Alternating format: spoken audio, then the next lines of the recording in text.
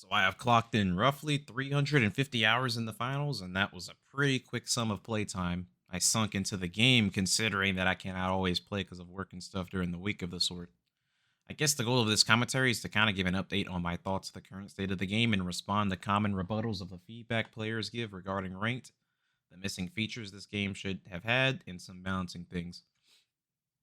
As far as general game state, I think it's still a fun game to shoot bad guys in, but player count and view count on Twitch suggest that the novelty is kind of worn off for a lot of folks for a multitude of reasons. Some of these factors are things outside the game, such as other games coming out and people's interests shifting long term, while others are a cause of the game itself, whether it be cheaters, the meta, and general gameplay experience. Why is this the case when a lot of players, including myself, claim that this game has a really unique fun factor? I think the important caveat that many people don't mention is that the game is fun when you have people to play with. This is by far the worst thing about the game, in my opinion, because you can't experience the full scope of what the game has to offer unless you are with people. This is probably why you can never find actual good teammates in ranked, because anyone worth their salt will not solo queue because it is self torture. I guess that pivots into my concern that still lingers for ranked. In update 1.5.5, Embark delivered a patch that was supposed to help ensure closer matches by skill rating, but not a single thing felt like it changed. I was matching with and against silver and gold players, and I'm still matching them now. What calculations are they using for skill rating? Because the math ain't mathin' with the teammates I'm getting when I solo queue ranked the other day. Can you seriously look at this clip and say these guys are near my skill rating?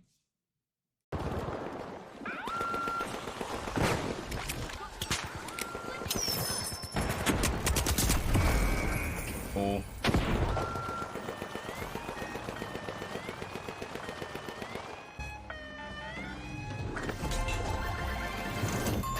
No. No, no, no! What happened? No, no, no. If we qualify, I'm screaming in the voice chat. Put a regular weapon on, please, bro. In retrospect, I should have just laid low and waited for them to stick and then take action and shoot. I immediately naded the middle cart because there was such little time on the cash out that I would have thought they had to instantly stick the steal, but for some reason they went to the back of the cart and I got beamed by a controller scar with wall hacks. So, yeah, that's how it went.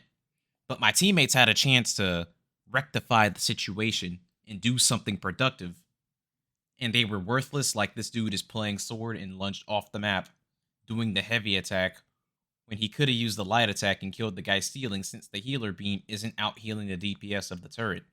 Needless to say, if you are a good player who decides to solo queue and you are not killing everyone and staying alive while doing so, you will not win with how common teammates like these are.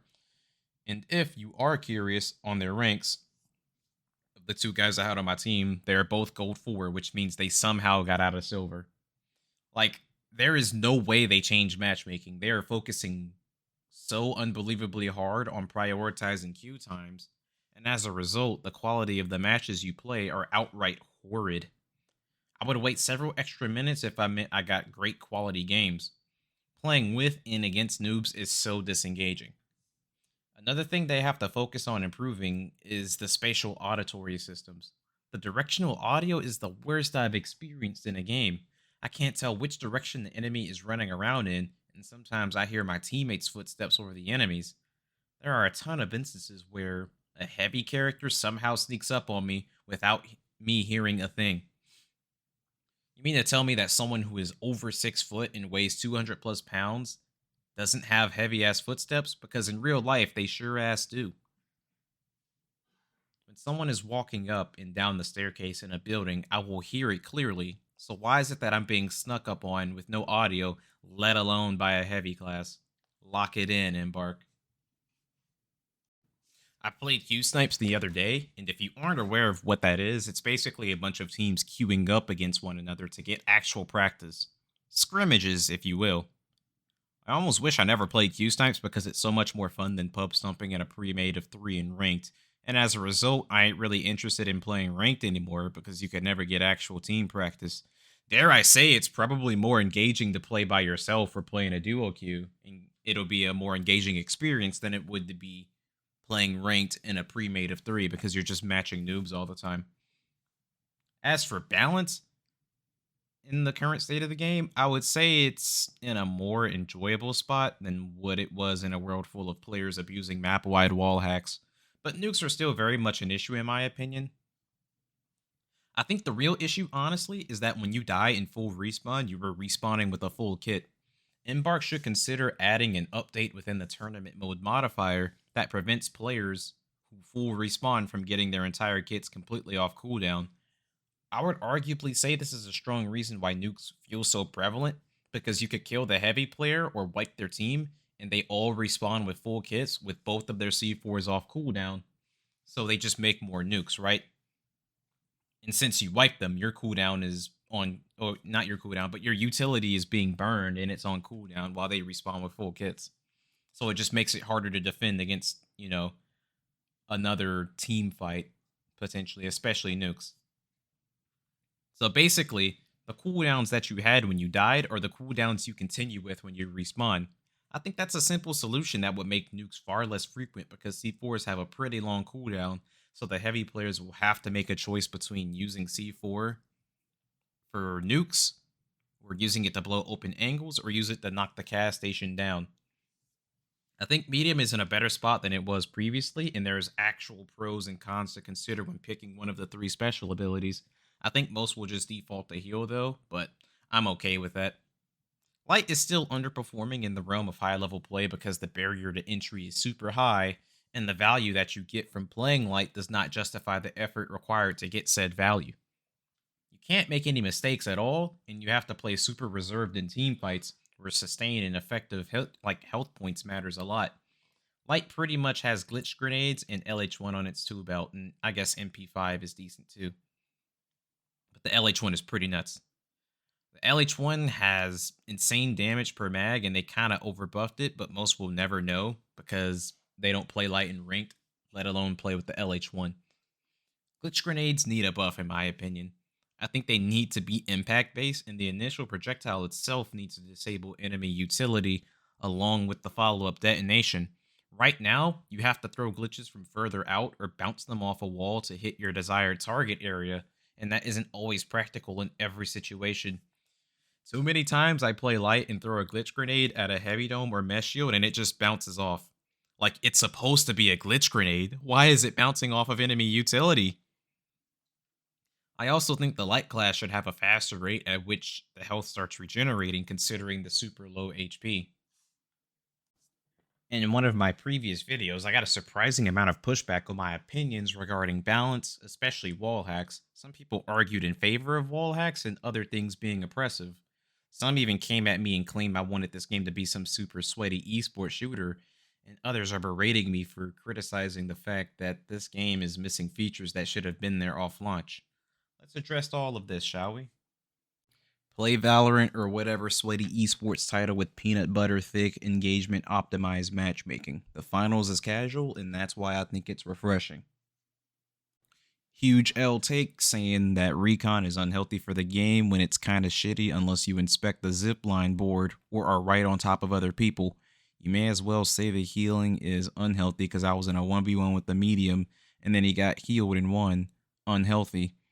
Another time, I wiped the whole team and went to steal the cash out, and the turret killed me. So unhealthy for the game. It's a brand new game, and it's been out for a little over a month. It isn't Call of Duty game, it's an objective-based game. Like, I understand that the game is fresh, but I'm just trying to list out my concerns to stop the bleeding while it still has a player base, you know what I mean? Wall hacks is not healthy for any game, no matter how you spin it.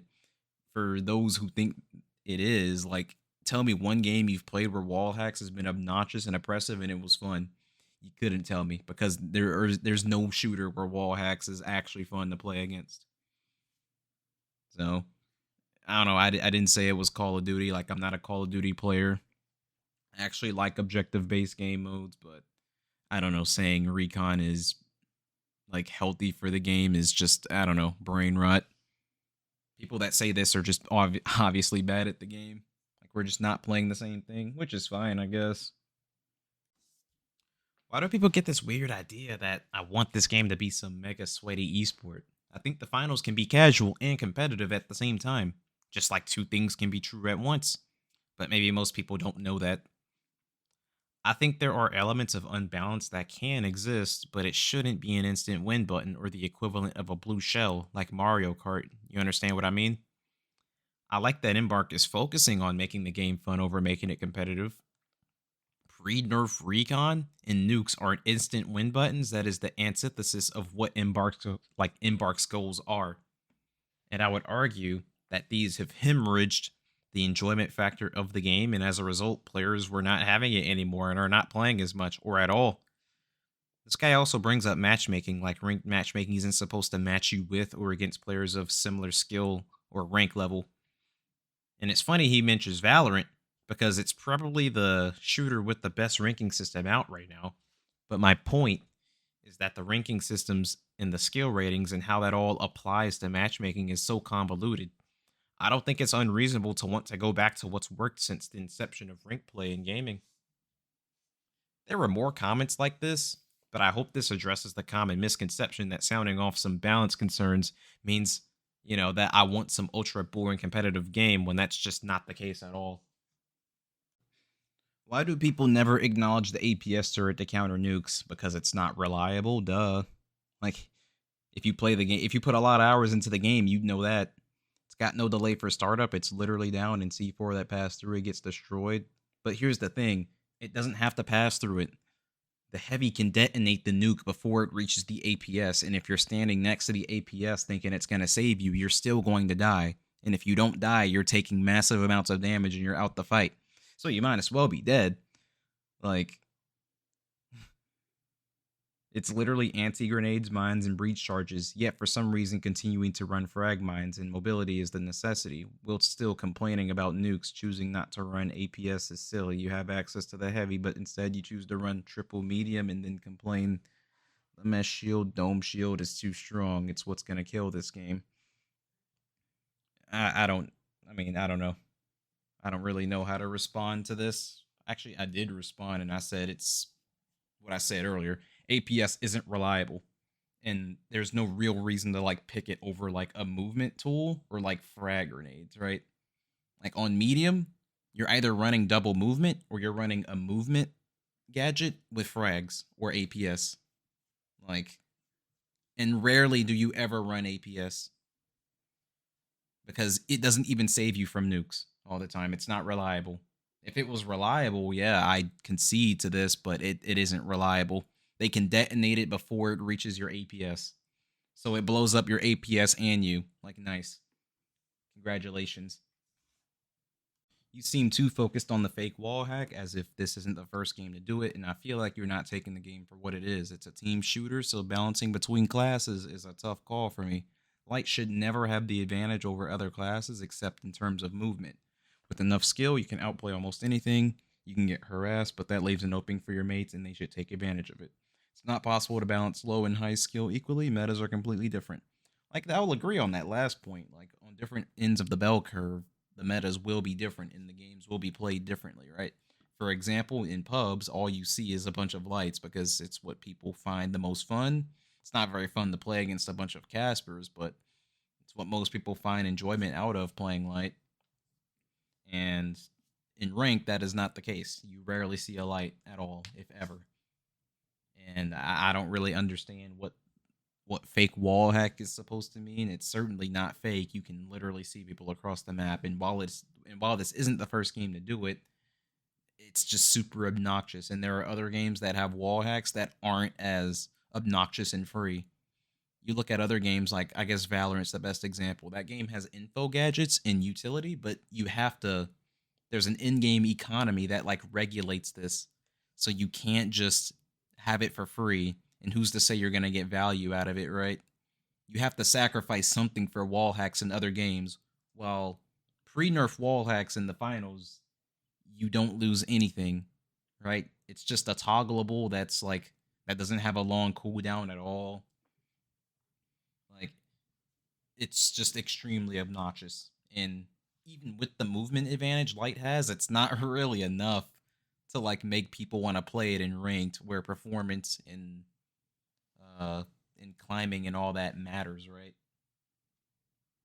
Man, the game just came out, man. Stuff will be worked out. in due time. We all know this. It's a good game, something new, and also from the OG Battlefield team. That's awesome. Just knowing that. Let's come back to it in 6 months. Exactly this. How many games are perfect straight out of the box? Some games take years to stabilize and mature. I understand that the game is new and needs time to flourish and grow and figure out what it needs to be, but since when was it unreasonable to expect the studio to release a feature complete game? Studios have done it 20 years ago with Halo 2, which is regarded as one of the best shooters to ever grace the industry. Feature complete with all sorts of progression systems. It had custom lobbies that was pretty customizable, and it was pretty robust, right? And it had a fairly simple and intuitive rank system. Sure, you had to pay for Halo 2, but there have been free to play games that were feature complete, such as Gundam Evolution. The servers for that game are shut off because it died and it didn't do well. But my point is that it came with custom games and a solid rank system. A good rank system and custom lobby should have came with this game off the rip. Those are such important features that are just missing, so it still feels like I'm playing a beta with the lack of these features. Like I said in the previous comment, the game is new, I get it, but first impressions are kind of a big deal nowadays. And considering that Embark went from normal difficulty to hard difficulty by making their game life service, so they're competing with the likes of COD or Destiny, I think the average consumer is playing this game under the idea that consistent updates will be delivered. I think they're doing patches and hotfixes every week, which is enough for me, but I'm not their target demographic, right? I'm curious as to how long they could probably keep this up. And I think the biggest challenge that faces the finals is probably like the kind of content that they're going to deliver. I wonder if it'll be new guns. It'll be new maps, obviously, but I'm curious how they're going to compete with other live service games, especially like Call of Duty, that's just a steady stream of content all the time, right? So I have a prediction or a belief that going live service might bite them in the ass at some point, but it's way too soon to tell. So we'll see. I think that's all I will respond to for today.